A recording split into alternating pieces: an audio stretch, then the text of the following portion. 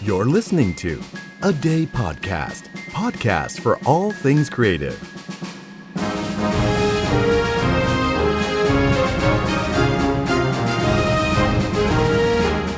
โรงเรียนนานาชาติ International School Podcast. Learning from the expats. สวัสดีครับคุณผู้ฟังครับผมเต้สุวจนกลิ่นสุวรรณนะครับและขอต้อนรับทุกท่านเข้าสู่โรงเรียนนานาชาตินะครับรายการที่จะนำเสนอเรื่องราวของชาวต่างชาติที่มาอยู่และทำงานในประเทศไทยโดยนอกจากวิชาความรู้เคล็ดลับต่างๆแล้วรวมถึงแรงบันดาลใจจากพวกเขานะฮะเราจะได้เรียนรู้ภาษาอังกฤษและฝึกฟังสำเนียงภาษาอังกฤษที่หลากหลายจากทั่วโลกอีกด้วยนะครับในส่วนของการฟังภาษาอังกฤษนั้นบอกเลยครับว่า EP นี้เนี่ยจะชัดกว่านี้ไม่ได้อีกแล้วนะครับเพราะว่านอกจากแขกรับเชิญของเราเนี่ยจะเป็นชาวอังกฤษนะฮะเจ้าของภาษามาเองแล้วเนี่ยเขาคนนี้ยังเป็น Voiceover artist นะฮะเรียกว่าเป็นคนลงเสียงโฆษณาที่เก่งอันดับต้นๆของวงการเลยนะฮะไม่ใช่แค่บ้านเรานะแต่เสียงเขาเนี่ยไปมาแล้วทั่วโลกครับ The all-new Royal Orchid service from Thai. Smooth as silk. Sapporo Premium Beerและขอขอบคุณนะฮะผู้สนับสนุนหลักอย่างเป็นทางการนะครับไม่ใช่นะฮะเขายังไม่ได้ซื้อโฆษณาเราแต่ที่เปิดไปเมื่อสักครู่เนี่ยคือโฆษณาที่เจ้าของเสียงเนี่ยนั่งอยู่กับเราตอนนี้นะครับถือโอกาสนี้ขอต้อนรับเพื่อนสนิทของผมนะที่ทำงานด้วยกันมา10 ปีแล้วนะฮะคุณฮิวแอดัมส์ครับสวัสดีครับฮิวครับ Good afternoon. How are you? Okay, so far so good. Thank you for coming, Hugh. My pleasure. I've just told the audience of how much of a good friend we've been in the past 10 years or so, right? Yes. But I'm going to pretend that I don't know you that well. So the questions will sound very professional, like any podcaster will sound, all right? Fine. Okay, cool. So how are your hemorrhoids? I'm more concerned about COVID than hemorrhoids, to be honest. But yes, they're fine. Thank you. โอ้ยอำเล่นนะครับแหมไม่ได้เป็นลิสีดวงซะหน่อย I'm just joking with you. All right.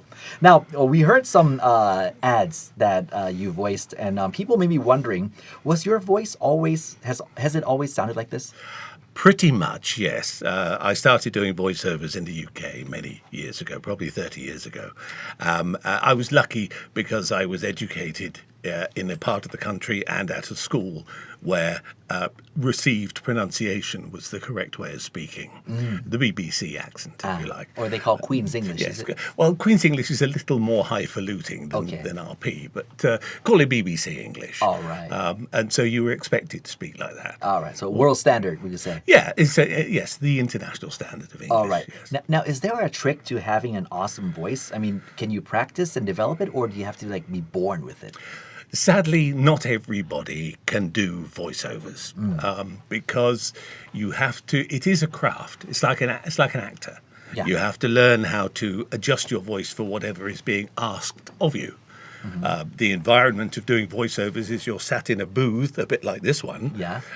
But the other side of the glass are maybe 8-10 people who are expecting you to deliver precisely. And I mean precisely what they want out of the voice. So you have to learn to be able to modulate your voice. You need to make it sound slightly younger if you have to. Right. Or you go in and do cinema commercials and it's all got to go down there. You've got to have that range. That you have to teach. You have to learn to do that and practice. I see. All practice. Oh, okay. So pretty much since you hit puberty, I mean, you've been sounding like this since... Well, I worked in media most of my life, so I've been around some very, very good voiceover people. I see. And from an early time in my career, I thought, that looks like a good job. You turn up, you sit there, everybody's looking at you, you do your bit, and then half an hour later, you walk out with a lot of money. And I thought, that's the job for me. Okay, ideal job, huh? Yes. All right. So which voiceover job are you most proud of? That's very difficult to say because every job you do means so much to the people you're doing it for. Yeah. And while in a week I might do a commercial for BMW, I might do a documentary for Discovery Channel, I might do a commercial for a hospital, each one of those producers wants the very best from you. Right. And how they expect it to be, what their vision is for the sound. So... as a result, you can't really pick something that's the best or that you're most proud of. But I think that one example of one that was very tricky, and I was pleased came off, was around the death of His Majesty King Bhumibol. And I was asked to do a documentary about his life. Right. Literally the day after or 2 days after he'd passed away. Right. Now, I've lived here in Thailand long enough to understand fully the sensitivities around that. However, grief is something that is expressed differently in different cultures. Right. And while we are talking about a beloved Thai king, we are doing this documentary in English. Right. So a lot of I've got to be careful of picking my words right here. A lot of the wording that would be used in a Thai language voiceover is inappropriate in an English language voiceover. Also in the tonality of your voice. You have to create an atmosphere around the piece. And that was tricky. That was to hit the right sensitivities without offending anybody. Right. But also without upsetting the English listening audience. Of course. Yeah. And that time you were with Channel 3. Channel 3, yes. It was for Channel 3. Okay, cool. That's right. Now, Hugh Adams, that's your stage name. It is. Right. How did that come about? It's my father's middle name. So I took my first and my Christian name and then my father's middle name as a surname because my real last name is not a common one and is often misspelt. I see. So for working on radio and so on and so forth, it was better to have, like most actors and voiceover people, you have a stage name. Right. So let's give it a try for how you would introduce yourself. This is Hugh Adams for, at that time was FM 88. 88. It would be, good morning, FM 88. It's Hugh Adams with you through till 10 this morning. Let's get on with some music and so on and so forth. Okay. A very familiar voice for, radio fans back in the days, right? Okay. Now let's go back a bit, Hugh. All right. You were born in England and went to a top school called Rugby. Yes, rugby right, school. Rugby school. All right. So is that what they do there all day? Play rugby? Well, yes. Looking back on it, it kind of feels a bit like that. Yes, because playing rugby in England is a game that's played during the winter. So for a whole half of the year, you spend your life cold and wet. Okay. And I played rugby reasonably well, so I got into the upper level teams. Okay. And so I spent most of my school days wet and cold and miserable playing rugby. Right. What position were you? Second row. Second row. Yeah, second row in the scrum. So you weren't that big. Yes, I was that big and heavy. And so the second row in rugby, for those that don't follow it, when they have a scrum, they have the front row, which is the people responsible for getting the ball out. Okay. The row behind is the row that's responsible for pushing the other team the other way. I see. Okay, sort of off the ball. So if you're big and strong, then you always get put in the second row to push forward. I see. How did you get into the media industry at first, Ajahn Hugh? Much against my parents' will, I have to say. Going to this kind of school that I had gone to, and with both my parents being medical people, it was anticipated that either myself or my brother would end up as doctors, surgeons, or lawyers at the very outside. Right. When I was at school, a friend of my mother's took me to the BBC. Okay. In Birmingham, the studios in Birmingham. And I spent a day with him at the BBC. And something happened to me. I just looked at the BBC and I thought, this is a magic factory. There are people here whose job it is to create magic. Right. Day in, day out. That's all they do. Yeah. And I just totally fell in love with it. Okay. And I went home and How old were you at that time? Quite young, about 12. Oh, okay. 12 or 13. Right. And I went home and started building, because in those days, television cameras were huge. Yeah. They weighed 1/4 of a ton. I mean, they were massive things. And I went home and I got all my mum's old big boxes of washing machine powder and the middle of toilet rolls to make the lenses and started building television cameras at home. Just to sort of mock up a BBC studio. I just totally fell in love with it and decided that that's what I would do as a career. But really, it was a hobby. So in many respects, I've never worked a day in my life. Because every time somebody calls me and asks me to go to a studio or whatever it happens to be like today, to me, it's fun. I'm enjoying myself. Whether I get paid for it or don't get paid for it, it's still fun. Okay. So I never have one of those mornings when I wake up, oh, God, I can't be bothered to go to work. It never happens. Right. I'll be so lucky. Okay. So within the field of media, you've been doing voiceover. Of course, we know about that. You've been behind the lenses as well as performing in front of the camera. That's true. Unfortunately, voiceover work is something you can do regardless of what else you do, providing you can get the time to go to the studio to do it. My start in the business was behind the cameras, so I was an operational person, dealing with studios and edit suites and so on and so forth, and then started doing voiceover work while I was doing that. Right. Then So that's more fun and more pay. Well, you get more money in a shorter time, certainly. Yes, okay, that's true. And then I was on my way to Hong Kong, and I was asked to stop here to do a project for Channel 3 to build some new studios. And I understand you were one of the first few people who actually got permission from the government to broadcast outside of the PRD. We were. It wasn't me personally. It was the management team at Channel 3, but we built these beautiful studios, which I designed from the ground up. And the first time in Thailand, these lovely digital radio studios, got them built. And there was a level of trust built up between us and the authority at the time. Okay. And they did eventually allow us to move out of Radio Thailand, as it was then, out of Radio Thailand to our own studios. Because obviously Radio Thailand's ability to modify their equipment is limited by government expenditure and so on. Of course. And we had this beautiful suite of new studios, which they very graciously allowed us to use. Right. So that was the first time you landed in Thailand for this project. For that project. That's why I stayed here, yes, was for that project. So you didn't go to Hong Kong? No. Okay. No, never got there. Well, I've been since, but I never went to work there. Right. So I mean, what was it about Thailand that made you stay? The challenge. Yeah, because where I worked in the UK was actually owned by a very famous Australian media magnate. I won't say which one, you can guess. Okay. Starts with an R and ends with has last name with an M. Okay. Yes, yeah. And within the company, there was perceived or actual, what I would call an Australian ceiling, like a glass ceiling, above which the English didn't go very often. And I was kind of banging my head against any further promotion within the company. Right.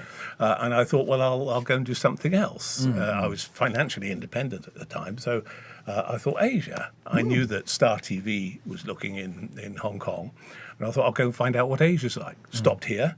And just through meeting people, one thing and another, I've stayed here ever since. So it's been 25 years. 5 years already. Yep. I did a year in Malaysia, and I did 6 months in Brunei. Yeah. But other than that, I've been here the whole time. Right. So from backstage in the control room and behind the camera, and then all of a sudden become a breakfast DJ.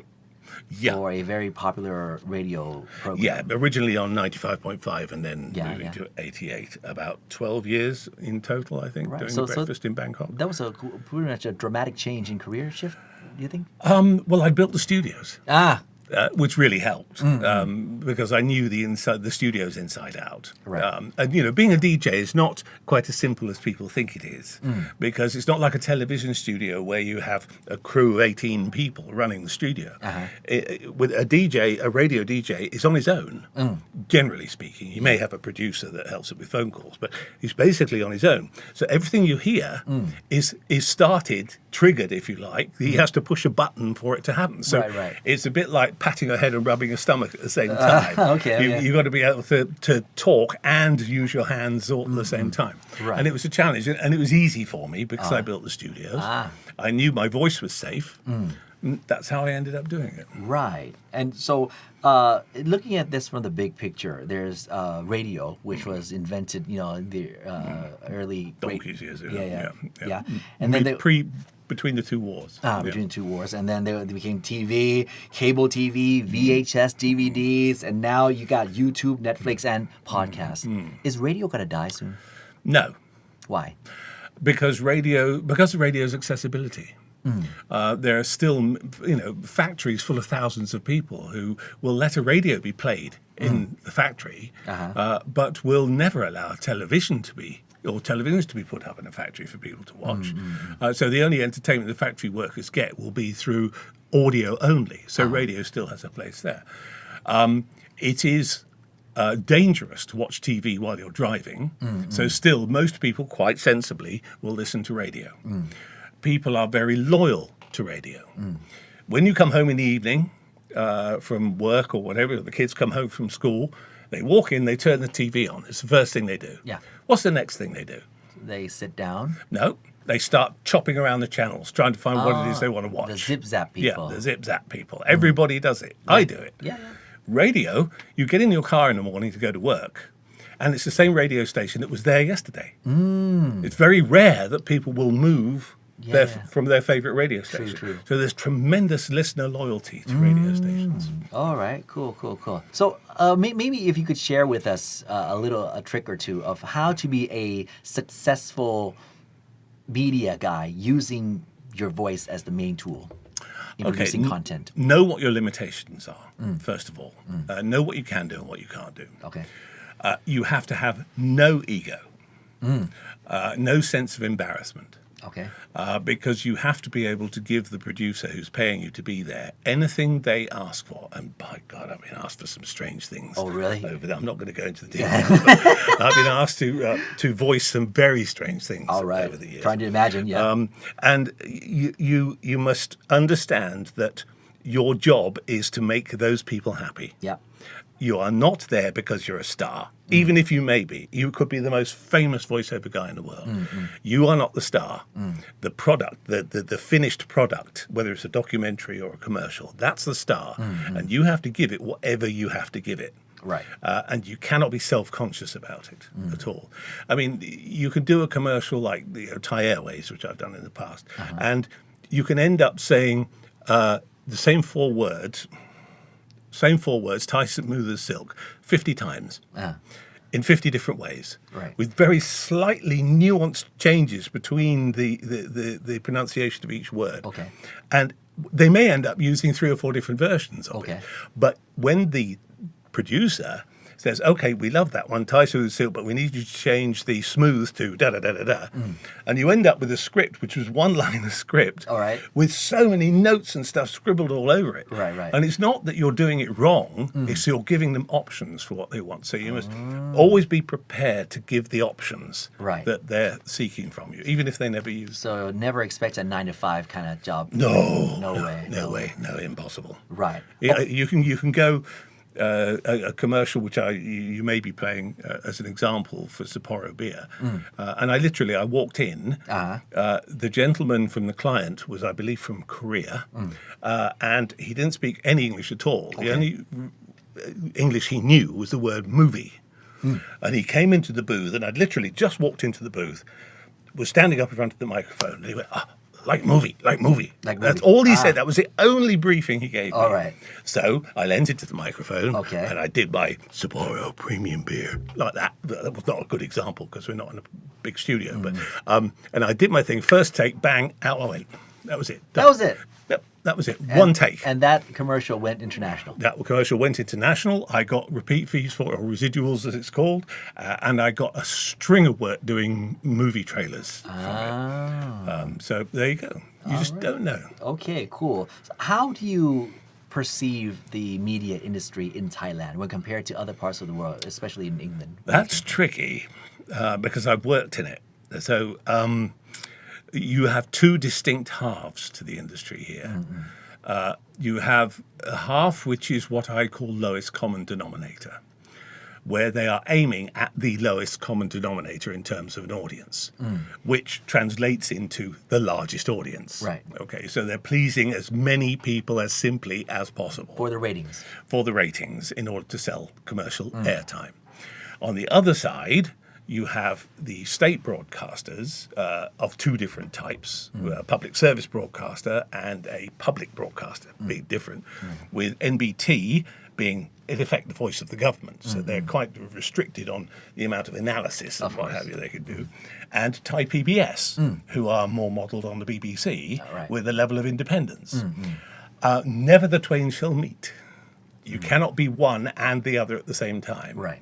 And that's always very tricky because it creates a polarization in the industry, which we've seen a lot of in the US, for example. The Fox News is what Fox News is because it sells advertising. Of course. Not because Rupert Murdoch has any particular right-wing views. He may have, he may not have.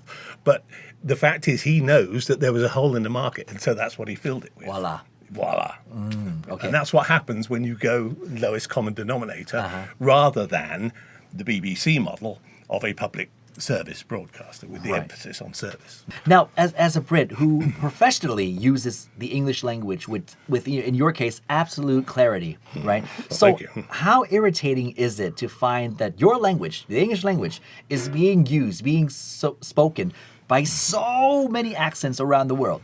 Not at all. I'm bloody glad of it. Even if I speak English with a Thai accent like this? It's fine with me. No. Fine by me. Oh, What's the difference between that and a Yorkshire accent? I don't know. Or a Welsh accent, or an Edinburgh accent. What's the difference? Or a Singaporean accent, or an American accent, or an Australian accent. What's the difference? There isn't a difference. Right. What it's all about is the message.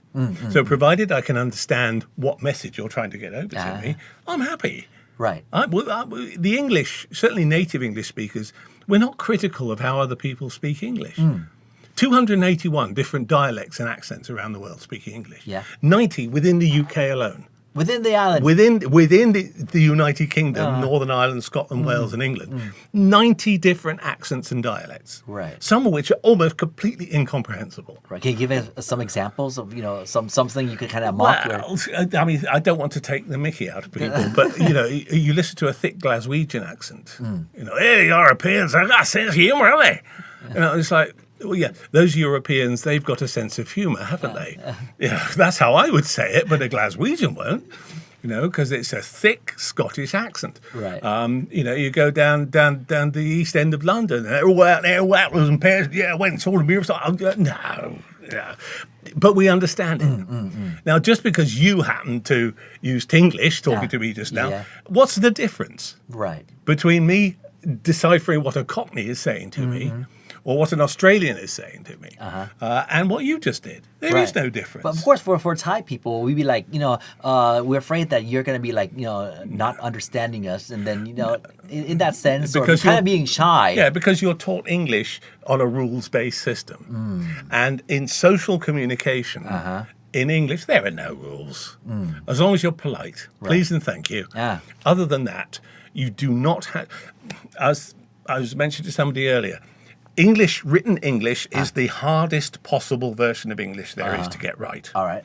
Social interaction in English is the easiest to get right.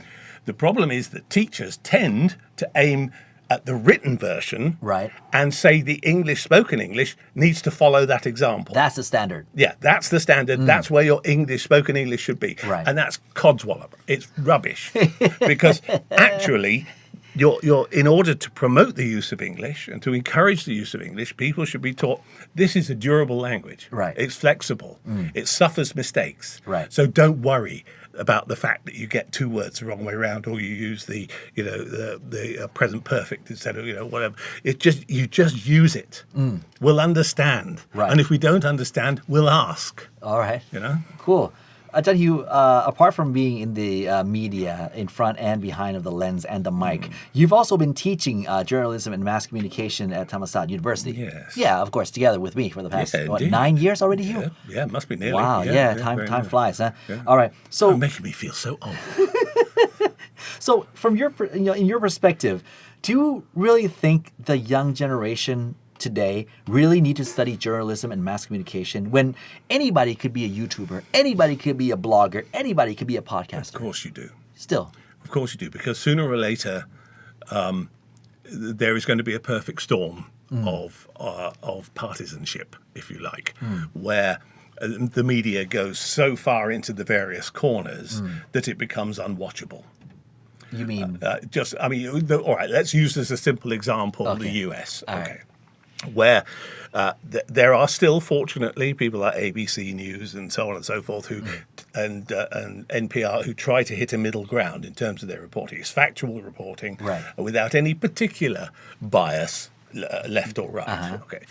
The rest of America started that way, but has now, with the arrival of Fox News, which has taken one part of journalism all the way off to the right politically, people like CNN and MSNBC, who were very middle ground initially, have now drifted off to the left. So you've ended up with this great gap in the middle. Democrats and Republicans. Yeah, you've ended up with this great, whether it's Democrats, Republicans, or left or right, whichever way you'll describe it.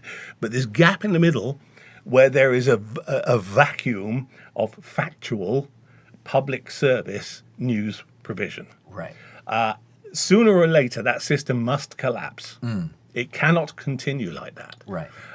It will sooner or later collapse, for good or for worse, whichever way it goes. But people need to learn and understand that there is a space for proper journalism, proper, respectful journalism, which involves investigation, which involves facts and fact-checking, which involves more than one source, all of the rules that normal journalism applies. Right.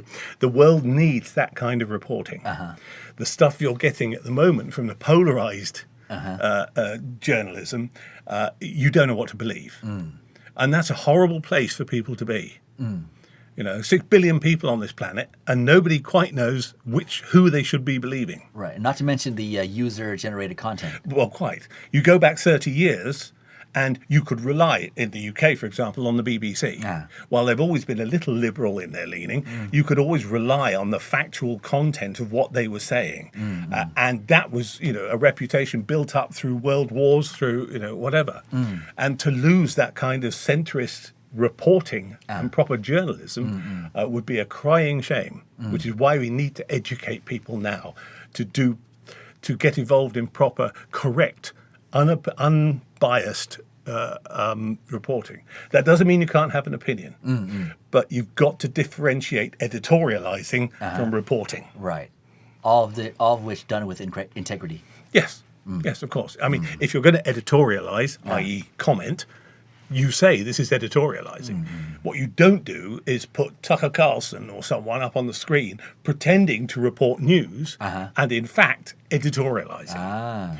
You look at, as an example, Morning Joe on MSNBC, and I can't watch it because the questions that they ask their interviewees are so long, they last an entire block, which is the period between two commercial breaks. Right. So that Joe Scarborough will start a question. He'll have a guest on, say, okay, our next guest is, Representative so-and-so from Arkansas.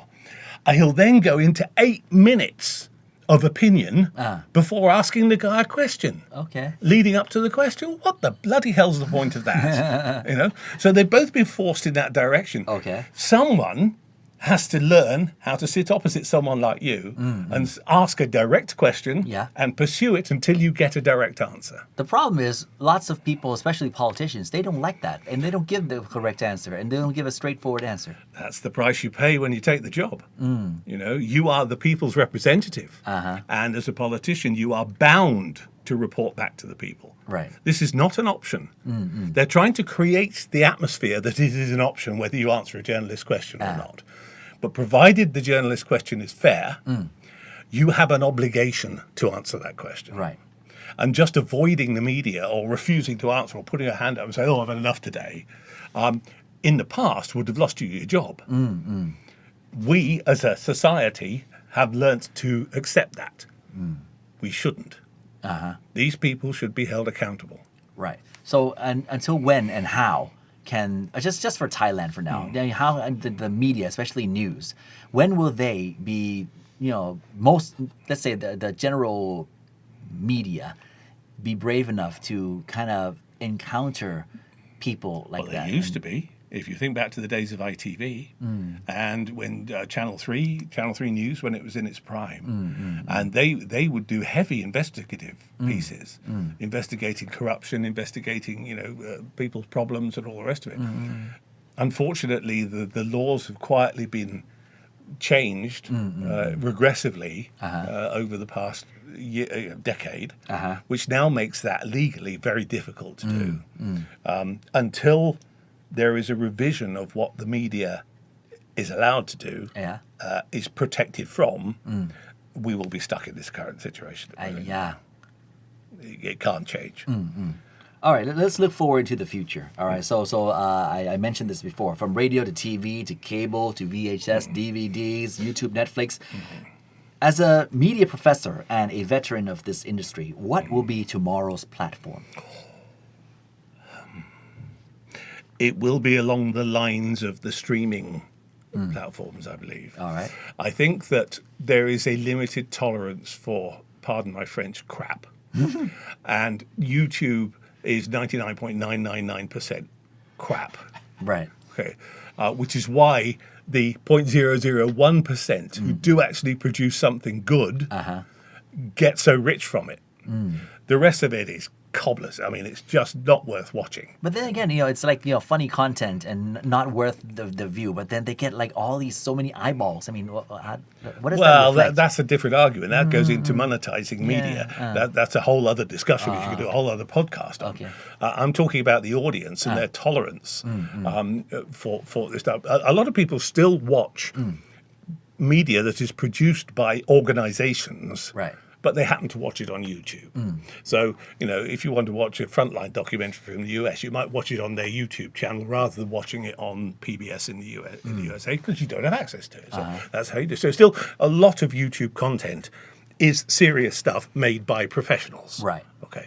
But that's still only the 0.01% of it. Yeah. The rest of it is all people showing you how to put on mascara, which, I'm just thinking, for God's sake. You should try some. Put on some mascara. I've tried it. My daughter said it doesn't suit me. I'm kidding. Nah. But, it's just, it's mindless. And that's the problem.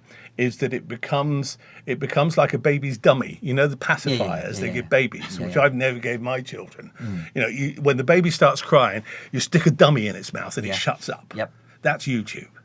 That's where we are with the younger generation now. They just turn to that as some sort of pacifier to get them away from what they perceive as being some awful environment that they're in, rather than actually doing something to change the environment they're in. True. And that's a real worry, to be honest. But streaming, from a personal point of view,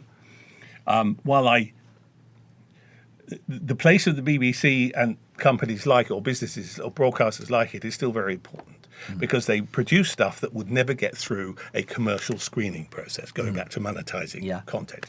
They still create stuff which people afterwards say, oh, that was fabulous. And everybody wants to buy it. It gets syndicated. It gets broadcast all around the world. But nobody would have taken a commercial decision to do it in the first place.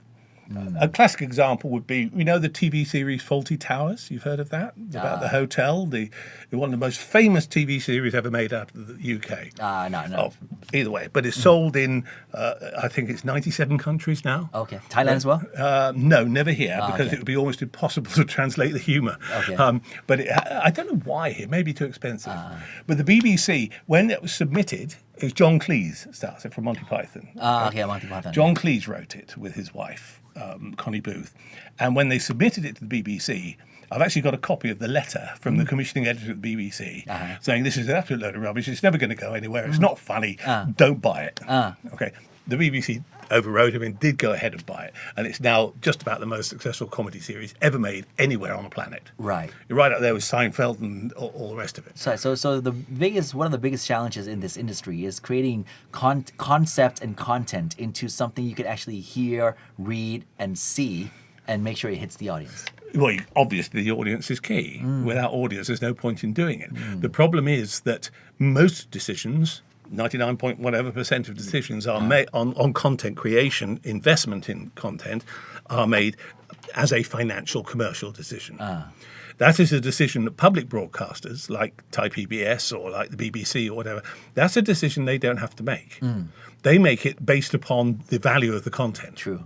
And there must always be a space in the media industry for content produced because it's good, not because necessarily it's going to sell like hotcakes to syndicates. Right. Wow. So, we've learned a lot from you, from your 25 years experience in Thailand, and of course your decades of experience in the media industry.